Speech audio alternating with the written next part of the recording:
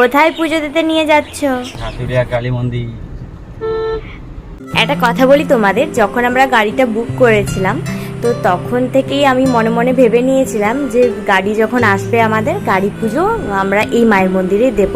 তো সত্যি সেই ইচ্ছেটা পূরণ হলো, সত্যি পুজো দিতে পারলাম মায়ের মন্দিরে, আর সত্যি খুব ভালোভাবে পুজোটা সম্পন্ন হয়েছে।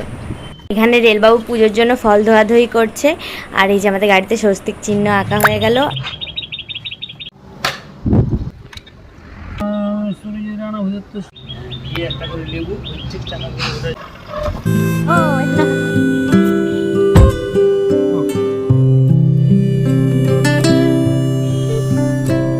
পুজো দেওয়া আমাদের হয়ে গেছে। এরপর যাবো আমরা একটু মিষ্টির দোকানে, ওখানে একটু মিষ্টি কিনবো সবার জন্য। ও ডিউটিতে নিয়ে যাবে, ওখানে সবাইকে দেবে, আমিও কোয়ার্টারে সবাইকে দেবো।